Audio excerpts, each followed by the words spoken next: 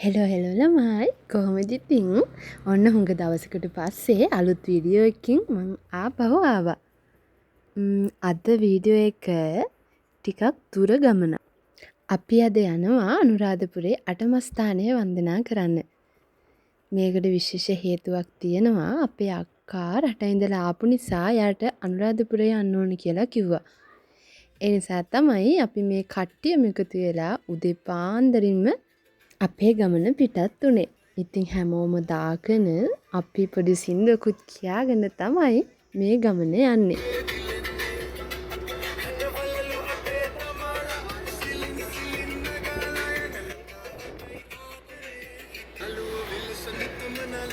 ඔන්න ඉතින් දැන් අපිට බඩගින්නක් කියලා අපි මේ උදේට කන්නයි හදන්නේ. උදේම අපි කෑම ලෑස්ති කරගෙන ආවා. ඉතින් මෙන්න මෙතන ලස්සන පරිසරයක් තමා තිබ්බේ. පේනව නේද ලස්සන? ඉතින් අපි මෙන්න මේ කඩේ ළඟ ඉඳගෙන තමා කෑම ගත්තේ. කෑම කහලා එහෙම ඔන්න ආයෙත් අපේ ගමන යන්න පිටත් වුණා. අපි මේ ගමන යන්නේ 2026 මැයි මාසේ 26 වෙනිදා. අපි වෙනද නම් මුලින්ම යන්නේ ජයශ්‍රී මහා බෝධියට. හැබැයි අද මුලින්ම ගියේ රුවන්වැලි මහා සෑයට.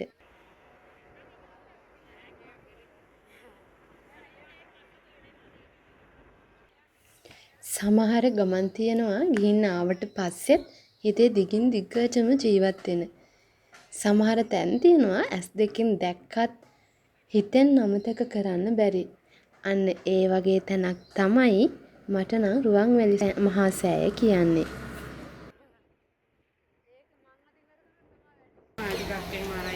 දැන් වෙලාව හරියටම උදේ 8:56යි.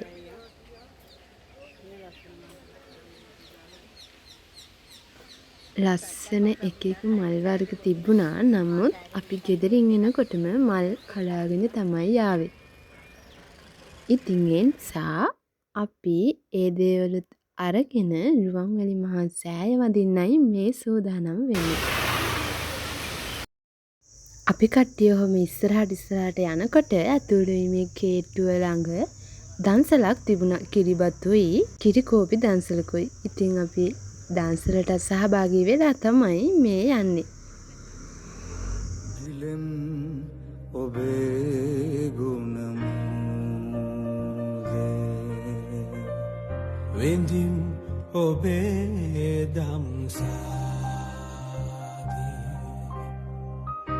වදින් වදින් ඔබ පාදේ තිලුවක බුදු සමිදේ. දැන් අපි මේ ඉන්නේ රුවන්වැලි මහා සෑරදුන් අභියස. ඈත තියාම සුදෝ සුදට බැබලෙන මහා සෑය දකිද්දි ඇතිවුණු ශ්‍රද්ධාව වචනයෙන් කියන්න බෑ. මළුවේ වාඩි වෙලා පවුලේ අයත් එක්ක එකතු වෙලා ගාථා කියද්දී දැනුණු ඒ සාමය නිහඬ බව ජීවිතයට ලොකු ආලෝකයක් වුණා. ජීවිතේ දවසින් දවස අපි පසුපස හඹා එන ප්‍රශ්න, කරදර, බලාපොරොත්තු, අභියෝග හැම දෙයක්ම මොහොතකට අමතක වෙලා යනවා. ඉතින් අපි හැමෝම එකතු වෙලා රුවන්වැලි මහා සෑයට අපි ගෙනාපු සියලු දේවල් බුදුරජාණන් වහන්සේගේ ගුණය සිහි කරලා ගාථා සජ්ජායනා කරමින් පූජා කරා.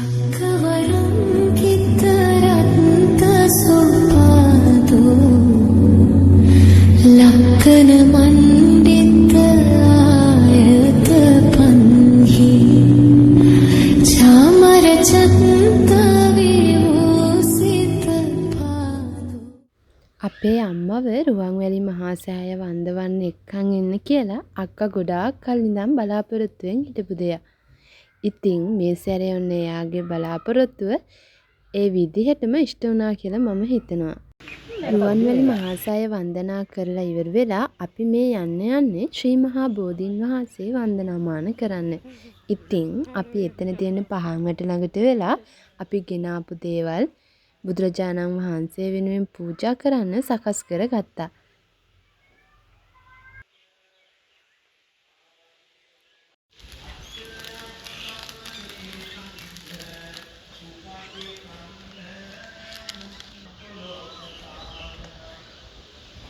අපි ගෙදරින් එනකොට රුවන්වැලි සෑයටයි ශ්‍රී මහා බෝධියටයි පූජා කරන්න කිරි ආහාරය සකස් කරගෙන ආවා.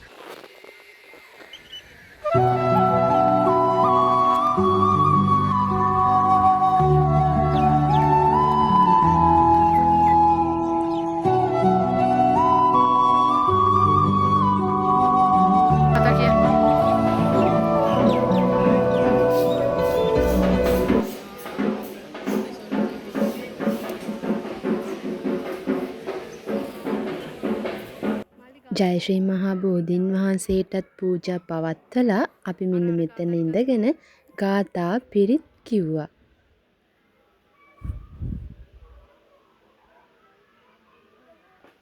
ඊට පස්සේ අපි ගියේ පහළ තියෙන ප්‍රාර්ථනා බෝධිය ළඟට.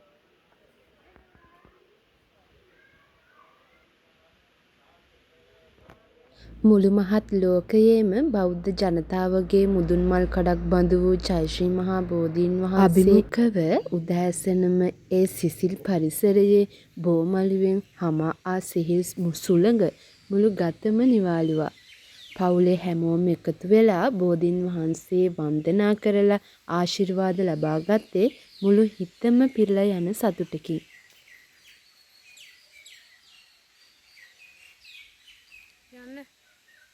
ශ්‍රී මහා බෝධිය වන්දනා කරලා අපි දැන් මේ යන්නේ ආපහු අපේ වාහනේට. ඔන්න ඉතින් අපි වෑන් එකට ඇවිල්ලා ආපහු මේ ඇවිල්ලා ඉන්නේ. හරි. පුළුවන් නම් කියන්න බලන්න කොහෙද කියලා. අම්මා කිරියම්ම එක්කත් ආව නේද අපි? මේ දී ලංකාරාමේ කීවලා යන්නේ මේ? කීවලා යන්නේ එතකොට වටිනවා. මම කිව්වා වගේ මේ තමයි ලංකාරාමය කියන්නේ. ලංකාරාම විහාරය.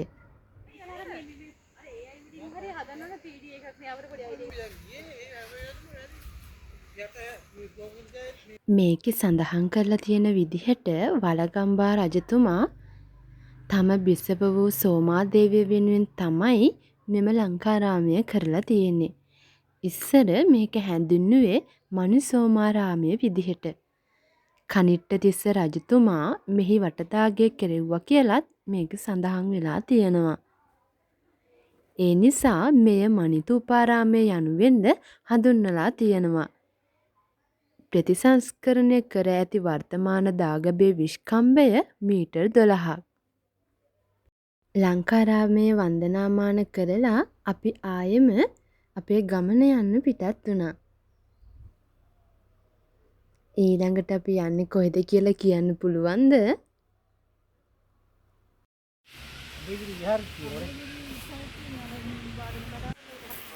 ඔන්න ඉතින් ඊළඟට අපි ආවේ ථූපාරාමය වන්දනාමාන කරගන්න.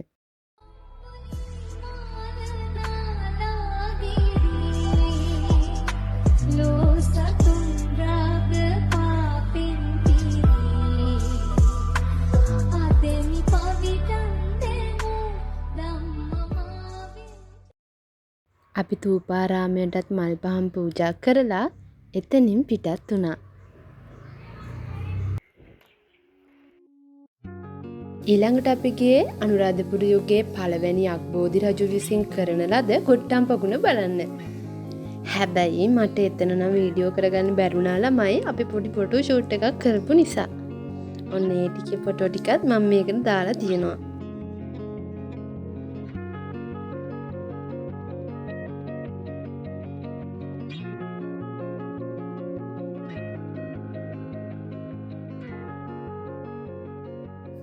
අපි ඊළඟට අපේ දවල් කෑම එතනින් අරගෙන සමාධි පිළිමය බලන්න යන්න තමයි මේ යන්න හදන්නේ. මේ යන පාර මඟ තියෙන එක එක කඩවල වලට ගිහිල්ලා එක එක බඩු ගන්නත් අපේ කට්ටිය අමතක කරේ නෑ. දහවල ගෙවිලා හවස් වරුව වෙද්දී ඒ කියන්නේ හරියටම හවස් 3ට විතර තමයි අපි මහමෙවුනා උයනේ වැඩ සිටින සමාධි බුදු පිළිම වහන්සේ අභියසට ආවේ. ඒ වෙලාවේ පරිසරයේ තිබුණේ පුදුමාකාර නිහඬ බවක්. පිළිම වහන්සේගේ මුහුණින් පෙනෙන ඒ අපරිමිත ශාන්ත බව මෛත්‍රිය දකිද්දී දවස පුරාම තිබුණු ගතේ මහන්සිය එක නිමේෂයකින් නැති වෙලා ගියා වගේ දැනුණා. අපි හැමෝම නිශ්ශබ්දව ඒ ශාන්ත පරිසරයේ මොහොතක් නිසලව ඉඳලා හිතට ලොකු සැනසීමක් එකතු කර ගත්තා.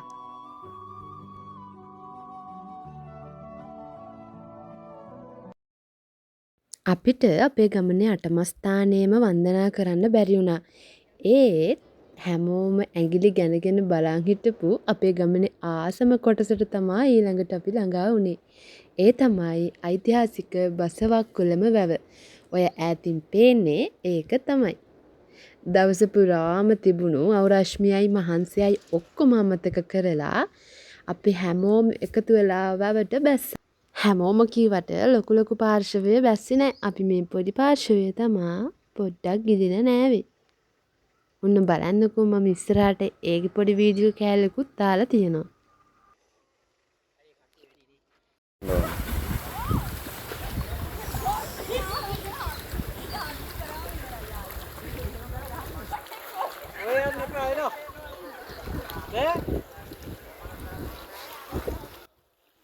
අපි වැවට බහිනකොටත් එතන කට්ටිය ගොඩක් හිටියා. ඔය වෙලාවේ නම් යාලා නාලා ගොඩට ඇවිල්ලා. අපි ඉතින් වතුරේ එක සෙල්ලම් දැම්මා.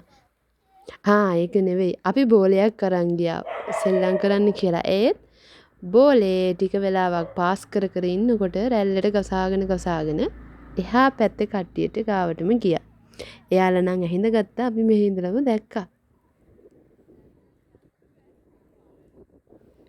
ඔන්න ඉතින් ඒ ආසාවත් ඉවර වේගෙන තමා එන්නේ. ඊළඟට ඉතින් අපි ගොඩට ඇවිල්ලා ඇඳුම් මාරු කරගෙන ඊළඟට යන්නේ කොයිද කියලා තව ටිකකින් බලමු. නාලයෙම ඉවර වෙලා අපි ටික දුරක් යනකොට ලස්සන තැනක නැවතිලා තේ ටිකක් පිව්වා. අපේ කට්ටිය හැලපේම හදාගෙනව හරිම රසයි. ඉතින් ඒව කාලා තේ බීලා මේ ඉතින් යන්නේ අවුකන බලන්න. අවුකන පිළිම වහන්සේ වැඳ පුදා ගන්න අපි යනකොට හවස 6ත් පහු වෙලා.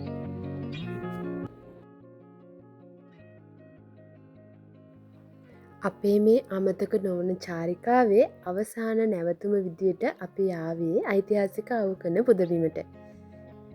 මහා කළුගලක නෙලා ඇති ඒ අභිමානවත් ප්‍රතාපවත් බුදු පිළිම වහන්සේ අභියසට එද්දී සැබවින්ම අපේ හිත් ගෞරවයෙන් සහ ශ්‍රද්ධාවෙන් පිරීලා ගියා. හවස් යාමේ අවුරැස් නිවිගෙන යන ඒ නිහඬ වෙලාවේ පිළිම වහන්සේගේ පාද පද්මය ළඟ වාඩි වෙලා වන්දනා කරද්දී දැනුනේ මුළු ජීවිතේටම ලැබුණු මහා පිනක් වගේ. අපේ හෙළ කලාකරුවාගේ ඒ අසිරිමත් නිර්මාණශීලීත්වය ගැන පවුලේ හැමෝම කතා වුණේ පුදුම ආඩම්බරයකින්. අපේ අනුරාධපුර වන්දනා චාරිකාව මෙන්න මේ විදිහට හරිම අර්ථවත් පින්බර අවසානයකින් නිමාවට පත් වුණා. ඉතින් අපේ වීඩියෝ එක බලපු හැමෝටම ගොඩාක් ස්තුතියි. මේ වගේ වීඩියෝස් දිගටම බලන්න අපිත් එක්ක එකතු වෙලා ඉන්න. අලුත් වීඩියෝ එකකින් ආයෙ හමු වෙමු.